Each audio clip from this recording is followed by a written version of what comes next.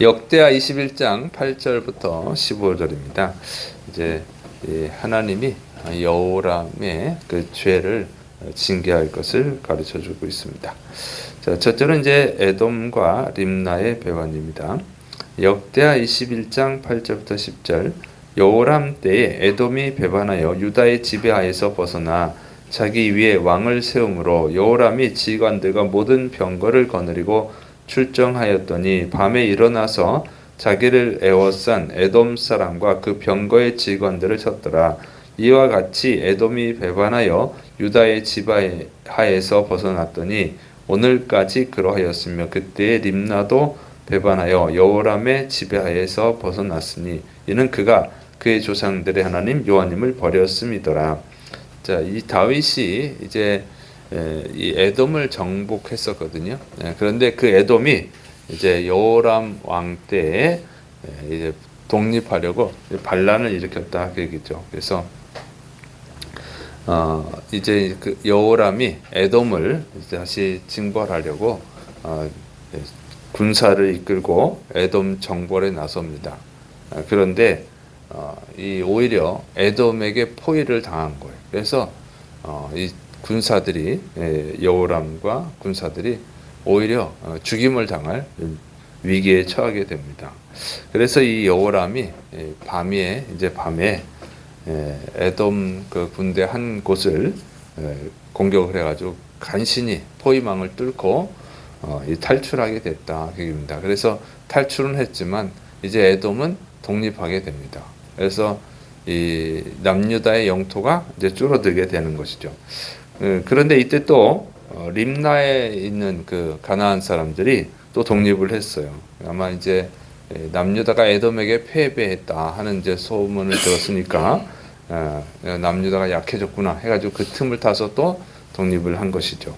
그래서 이 여호람 때 남유다의 이제 영토가 줄어들고 군사력이 약화되고 이런 일이 벌어진 것입니다. 그런데 이 일에 대해서 이제 뭐라고 기록하고 있냐면 하나님을 버렸기 때문이 그렇다. 하나님 여호와 하나님을 버렸기 때문이라고 기록을 하고 있습니다. 그러니까 이런 그 일어나는 일들이 세상에 일어나는 일들이 우연은 하나도 없어요. 그리고 참새 한 마리가 떨어져 죽는 것도 다 하나님의 허락이 있어야 된다고 기록되어 있습니다. 그래서 이렇게 여호람이 패배하는 것은 하나님의 징계라고 하는 거예요. 그래서 세상에 일어나는 안 좋은 일들은요, 하나님의 징계일 경우가 많습니다. 물론 사람의 실수도 있어요. 그러나 어쨌든 하나님의 징계일 경우가 대부분입니다. 그래서 우리가 명심해야 돼요. 하나님을 버리면 하나님도 그 사람을 버린다고 하는 것입니다. 그래서 하나님을 버리면 모든 좋은 것은 하나님으로부터 오는 것이거든요. 모든 축복은 하나님으로부터 오는 것입니다. 그럼 그것도 떠나버리는 거예요. 하나님을 버리면 하나님의 은혜가 끊어지기 때문에 이런 축복은 사라지는 것이죠. 그리고 재앙이 임하는 것입니다. 자, 그다음에 이제 이 여호람의 죄를 기록하고 있습니다. 역대하 21장 11절. 여호람이 또 유다 여러 산에 산당을 세워 예루살렘 주민으로 음행하게 하고 또 유다를 미혹하게 하였으므로, 여호람은 유다의 여러 산당에 여러 산에 산당을 세우고 백성들로 하여금 그 음행하게 했다 이렇게 기록하고 있습니다. 이게 이제 여호람이 악한 죄를 또 짓는 것이죠. 그래서 산에다가 산당을 짓는 거, 우상을 숭배하는 그 제단을 쌓는다 그 얘기예요. 근데 우상 숭배를 음행이라고 표현을 하고 있습니다. 왜 그러냐면 우상 숭배는 하나님을 버리고 다른 신을 섬기는 거죠. 하나님을 배신하고 다른 신을 섬기는 거예요. 그래서 이스라엘은 하나님을 아버지로 섬기겠다, 주인으로 섬기겠다 약속을 한 거잖아요. 그걸 깨트려 버리는 거예요. 그리고 우상은 실제하는 신이 아니죠. 인간이 만들어낸 신이지, 상상으로 만들어낸 신이지 진짜 신도 아니에요. 근데 실제하지도 않는 신을 있다고 그것을 믿겠다고 하나님을 배신하고 하나님을 버리고 그 실제하지도 않는 신을 섬기는 거, 그것이 음란하다. 그게 하나님을 배신했기 때문에 그렇게 표현하는 것입니다. 또 이제 우상을 섬기는 것을 음행이라고 하는 이유가 뭐냐면 우상을 섬기는 그 제사 방식이 뭐냐면 이 우상을 섬기는 그 사제, 그 사제 제사장하고 성적 관계를 하는 거예요. 이런 것이 하나의 그 제사 형태입니다. 그래서 음란하다, 음행이다 이렇게 표현을 합니다. 그래서 이런 걸 보면은 우상 숭배는 사탄이 그 배후에 있다는 거예요. 그게 사탄이 아주 이 배신자잖아요, 배신자. 하나님을 배신한 자. 그리고 또 아담과 하와로 하여금 하나님을 배신하게 만들고 이게 이제 사탄이 하는 짓이죠. 그게 음란한 영이에요. 사탄은 음란한 영입니다. 그래서 음행이라고 표현합니다. 세 번째는 이제 엘리야 선지자가 여호람을 저주하는 내용으로 되어 있습니다. 역대하 21장 12절 15절 선지자 엘리야가 여호람에게 글을 보내어 이르되 왕의 조상 다윗의 하나님 여호와님께서 이같이 말씀하시기를 내가 내 아비 여호사밧의 길과 유다 왕 아사의 길로 행하지 아니하고 오직 이스라엘 왕들의 길로 행하여 유다와 예루살렘 주민들이 음행하게 하기를 아합의 집이 음행하듯 하며 또 내 아비 집에서 너보다 착한 아우들을 죽였으니 여호와님이 내 백성과 내 자녀들과 내 아내들과 내 모든 재물을 큰 재앙으로 치시리라. 또 너는 창자의 중병이 들고 그 병이 날로 중하여 창자가 빠져나오리라 하셨다 하였더라. 자, 엘리야 선지자는 여호람에 대해서 여호람에게 하나님이 내릴 재앙을 편지로 써서 보냈습니다. 근데 이제 여호람의 죄, 아버지 여호사밧 그리고 할아버지 아사 왕처럼 하나님의 뜻에 순종해야 되는데 순종하지 않고 북쪽 이스라엘 왕들처럼 하나님의 뜻에 불순종하고 또 아합 왕처럼 백성으로 하여금 음란하게 우상을 숭배하게 했다. 그리고 또 너보다 착한 동생들을 다 죽였다. 그 죄를 하나님께서 책망하실 것이다. 그 죄에 대해서 재앙을 내릴 것이다. 이렇게 쓴 편지예요. 근데 거기 보면 받을 재앙이 뭐냐면 여호람의 백성들, 여호람의 자녀들, 여호람의 아내들, 또 여호람의 재물에 큰 재앙이 임할 것이다. 이렇게 기록하고 있습니다. 그러니까 예언을 하고 있는 거예요. 너는 이제 큰 재앙을 받을 것이다.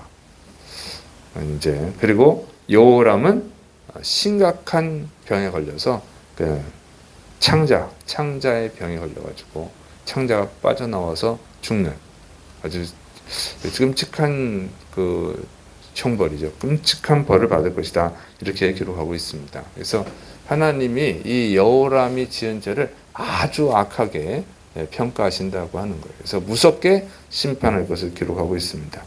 자, 근데 하나님이 이 엘리야 선지자를 통해서 이것을 예언하게 하신 거예요.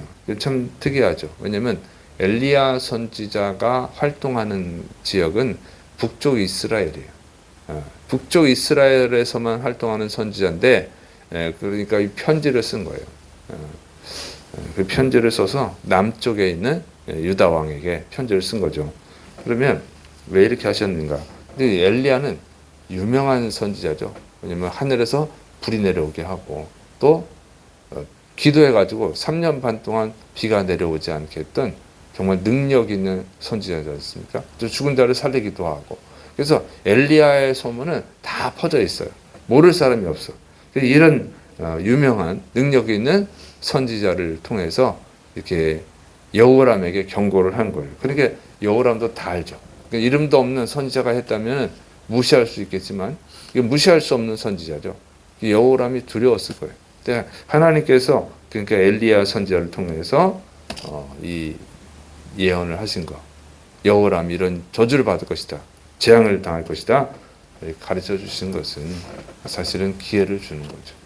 엘리야 선지자의 말은 반드시 하나님의 말씀이 반드시 이루어질 거예요. 이 엘리야 선지자가 예언한 하나님의 말씀은 반드시 이루어질 거라고 하는 것을 알려주는 거죠. 그래서 회개하라고 하는 거예요. 회개할 길을 주시는 것입니다. 하나님은 모든 사람이 회개하기를 원하고 구원받기를 원하시기 때문에 그러니까 하나님이 은혜를 베푸신 거예요. 엘리야가 이렇게 편지를 썼기 때문에. 그럼에도 불구하고 여호람은 그 경고를 듣지 않습니다. 회개하지를 않아요. 그래서 안타깝게 여호람은 또 불행을 당하죠. 근데 내일 본문에 또 나올 겁니다. 자, 그래서 우리가 명심해야 되는 것은 하나님은 악을 행하는 것을 못 본 채 하는 것이 아니에요. 회개할 수 있도록 기회를 주는 것뿐이지. 그리고 다 보고 계신다. 죄를 범하는 것을 다 보고 계신다는 거예요. 때가 되면 반드시 심판한다는 거죠. 회개하지 않으면 심판한다고 하는 거예요. 그래서 오늘날 우리는 우리나라에서 또 세계에서 일어나는 악한 일들을 보고 그 악한 일들이 악한 일을 행하는데도 불구하고 악한 자가 잘 되는 것을 볼 때 낙심이 되고 절망이 되고 하나님이 어디 계신가 이런 좌절감을 가질 수 있어요. 그런데 하나님을 믿는 사람은 좌절감을 갖지 않아요. 왜냐하면 때가 안 됐을 뿐이지 하나님이 기회를 좀 더 주실 뿐이지 반드시 심판한다는 것을 알기 때문에 그래요. 그래서 하나님은 반드시 심판합니다. 그래서 우리가 악을 행하는 자들을 보고 낙심할 필요가 없어요. 그리고 또 우리 또 조심해야 돼. 우리가 죄를 범하면 하나님 반드시 보고 계신다. 회개하지 않으면 반드시 심판한다는 것을 명심을 해서 죄를 범하지 않도록 하고 죄를 범할 때 빨리 회개해야 될 줄을 믿으시 바랍니다. 그리고 또 여러분의 가족들, 친구들, 또 직장 동료들 그들에게 예수 믿고 구원받으라고 하나님이 반드시 심판하시는 때가 있다. 그리고 더 무서운 것은 죽음이 아니고 죽음 이후 지옥이 있다고 하는 것을 분명히 우리가 전해야 될 줄을 믿으시 바랍니다. 여러분이 소중하게 여기는 사람이 있다면 진짜 그걸 전하셔야 돼요. 그런데 전도를 안 한다고 하는 것은 참 슬픈 일이죠. 소중하게 여기는 사람들이 죽음의 길로 가게 내버려 두는 것이니까 여러분 열심히 전도하시길 바랍니다. 기도하겠습니다. 사랑이 많으신 하나님 아버지, 하나님은 악을 행하는 것을 보고 계십니다. 반드시 심판하십니다. 그러나 회개할 기회를 먼저 주십니다. 그래서 명심하고 또 우리가 담대하게 복음을 전하고 낙심하지 않게요 주옵시고 또 특별히 사랑하는 자들에게 소중하게 여기는 사람들에게 반드시 복음을 전하게 하여 주옵소서. 그들의 영혼을 구원하게 하여 주옵소서. 예수님의 이름으로 감사하며 기도드립니다. 아멘.